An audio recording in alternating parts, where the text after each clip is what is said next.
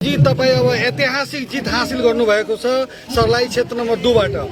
अहिलेसम्मको 3 दशकको इतिहासमा कुनै पनि नेताले खसेको 62% मतमा 40% मत तपाईले प्राप्त गर्नुभएको छ र तपाईको क्षेत्र नम्बर 2 का जनताले अहिलेसम्म धेरै मतदान गरेर तपाईले धेरै माया गरेको अवस्था छ। अब यो ऐतिहासिक जित प्रति तपाई के भन्न चाहनुहुन्छ? नमस्कार। यो मेरो जित हैन, यो जनताकै जित हो। 40 वर्षदेखि उहाँहरूले जुन शोषणमा जिराख्नु भएको त बाँचिराख्नु भएको थियो, त्यो कुराको उहाँले अन्त्य गर्नु, उहाँले मत परिवर्तन गर्नुभएको छ। म एउटा आधार मात्र छु र मलाई धेरै खुसी लाग्छ कि हाम्रा अभिभावकहरू, यहाँका जनताहरू यो कुरा बुझ्नलाई 40 वर्ष लाग्यो।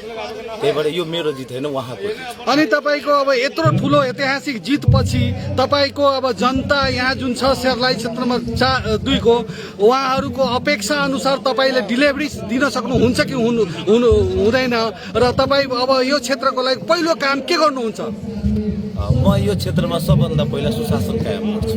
सुशासनमा अब यहाँका जनताहरू जस्तै कि आधारभूत आवश्यकता जुन शिक्षा स्वास्थ्यहरू छ, कृषिको सवाल छ, धेरै कुराहरू छ, तपाईको अब सुशासनमा के सुधार गर्नुहुन्छ?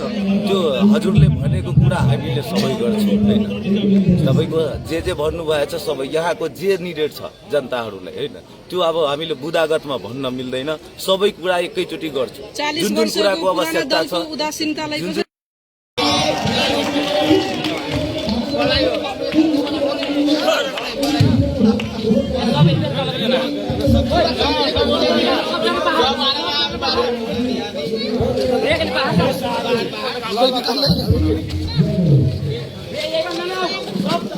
Nana